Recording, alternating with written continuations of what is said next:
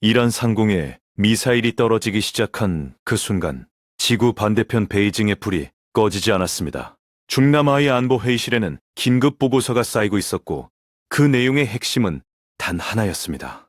이란이 무너지면 중국 경제의 심장이 멈출 수 있다는 것이었습니다. 많은 사람들이 이란 사태를 중동의 문제로만 바라보고 있지만 실제로 가장 큰 충격을 받을 나라는 중국입니다. 왜 이란 하나가 흔들리면 세계 2위 경제대국이 패닉에 빠지는 걸까요? 오늘은 그 숨겨진 연결고리를 처음부터 끝까지 파헤쳐 보겠습니다. 시작하기에 앞서 구독과 좋아요 눌러주시면 영상 제작에 큰 힘이 됩니다. 먼저 핵심부터 짚어야 합니다. 중국은 매일 약 138만 배럴의 이란산 원유를 수입하고 있습니다. 이 수치는 이란이 전 세계에 수출하는 석유의 약 80% 이상에 해당합니다.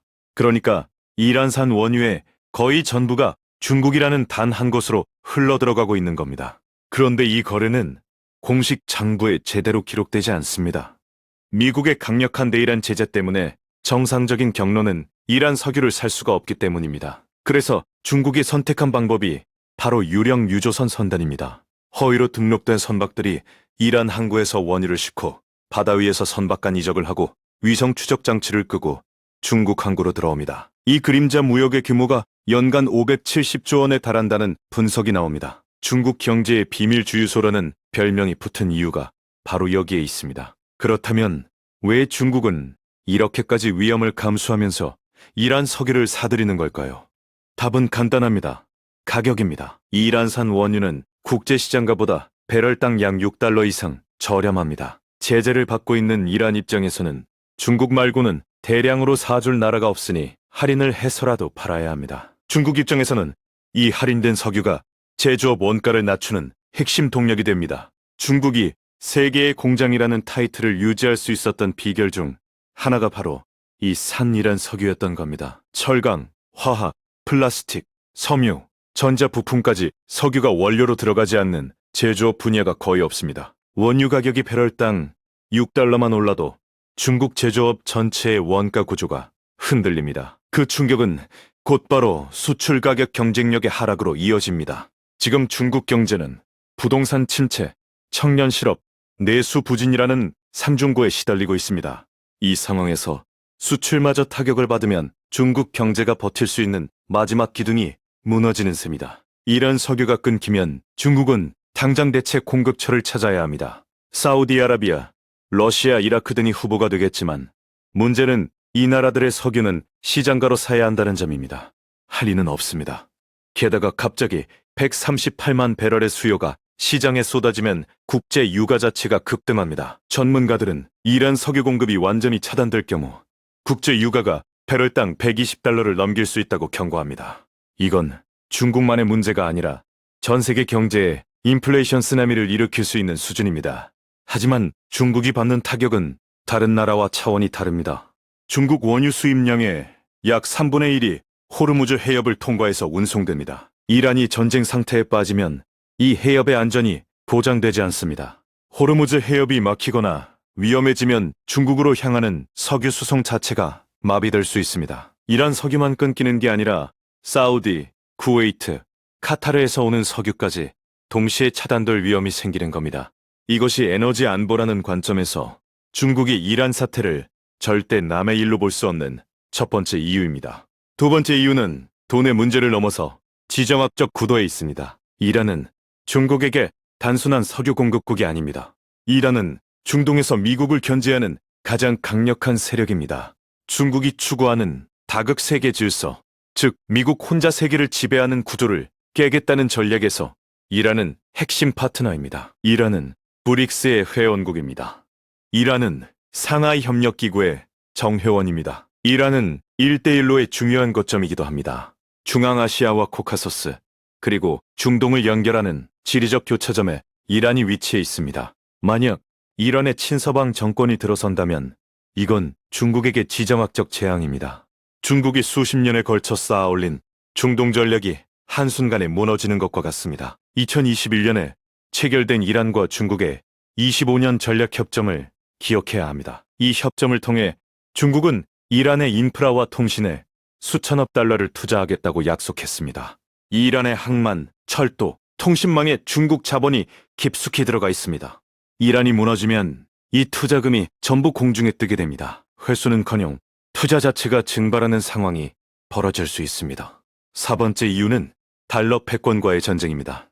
중국과 이란은 석유 거래에서 달러를 쓰지 않습니다. 위안화와 이란 리알로 결제하거나 물물 교환 방식을 사용합니다. 이건 단순한 결제 수단의 문제가 아닙니다. 미국 달러 중심의 국제 금융 시스템에 균열을 내겠다는 중국의 장기 전략의 일부입니다. 이란은 이 탈달러 전략에 기꺼이 동참하는 몇 안 되는 나라 중 하나입니다. 이란이 사라지면 중국의 위안화 국제화 전략에서 중요한 실험장 하나가 없어지는 셈이다.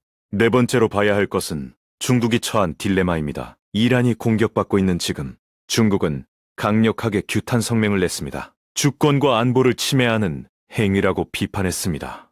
하지만 군사적 지원에 대한 질문에는 묵묵부답이었습니다. 중국은 이란을 위해 싸워줄 의지가 없습니다.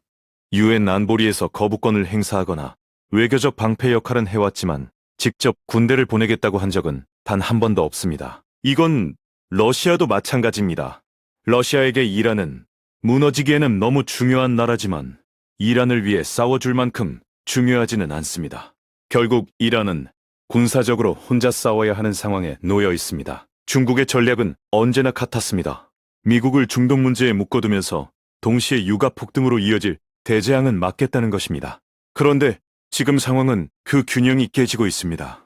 미국과 이스라엘의 공습으로 이란의 최고 지도자 하메네이가 사망했습니다. 이란 체제의 핵심이 제거된 겁니다. 후임자가 누가 되든 이란의 정치 구조가 흔들릴 수밖에 없습니다. 중국은 하메네이의 후임자와도 좋은 관계를 유지하겠다는 장기 전략을 고수하고 있지만 문제는 이란 자체가 존재해야 그 전략이 의미가 있다는 점입니다. 5번째로 주목해야 할 것은 미국의 진짜 의도입니다. 미국의 싱크탱크들은 이란 공격의 숨은 목표가 중국이라고 분석합니다. 이란을 때리면 중국의 에너지 공급망이 흔들립니다. 중국의 제조업 원가가 올라갑니다. 중국의 중동 전략이 무너집니다. 중국이 추구하는 다극 세계 질서의 신뢰성이 약화됩니다. 미국 입장에서는 이란 하나를 치면서 중국에게 4가지 타격을 동시에 줄 수 있는 겁니다. 베네수엘라의 마두로 정권 축출에 이어 이란 공격까지 미국은 중국의 우방국을 하나씩 제거하고 있다는 분석이 나옵니다. 중국이 이번 사태에서 이례적으로 신중한 태도를 보이는 것도 이런 맥락입니다. 미국의 군사적 영향력을 다시 한번 확인한 중국이 신중 모드로 전환했다는 해석이 있습니다. 특히 미중 정상회담을 앞두고 사안을 과도하게 확대하지 않으려는 계산이 작용하고 있습니다. 하지만 신중함 뒤에는 공포가 있습니다. 중국 원유 수입의 3분의 1이 지나는 호르무즈 해협에 지금 한국 유조선 7척이 발이 묶여 있습니다. 중국 선박들도 예외가 아닙니다.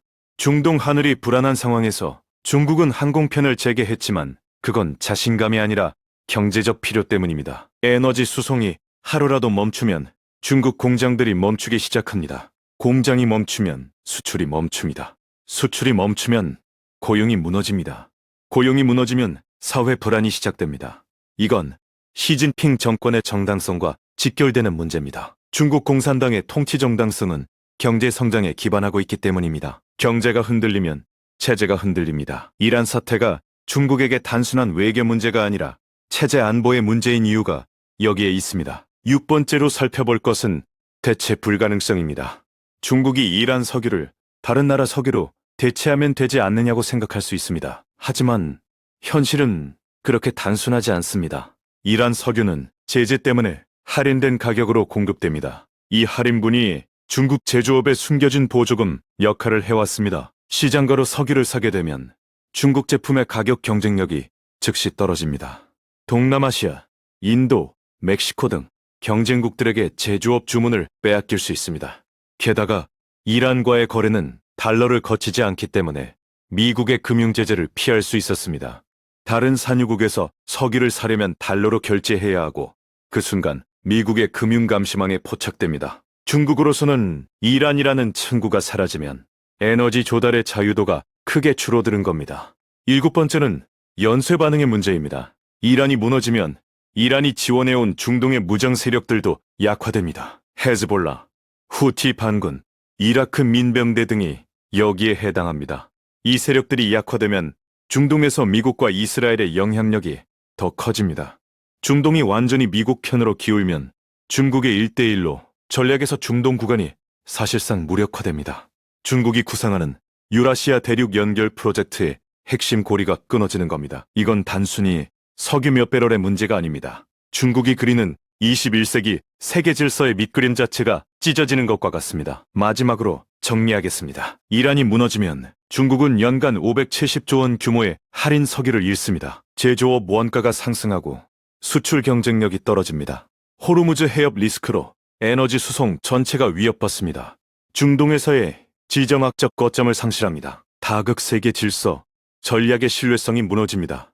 탈달러, 실험의 핵심 파트너를 잃습니다. 1대1로의 중동 연결고리가 끊어집니다. 이 모든 것이 동시에 벌어질 수 있습니다. 그래서 이란 상공에 폭탄이 떨어질 때 베이징이 잠을 잘 수 없었던 겁니다. 이란 전쟁은 중동의 전쟁이 아닙니다. 이건 미국과 중국 사이에 보이지 않는 전쟁의 한 장면입니다.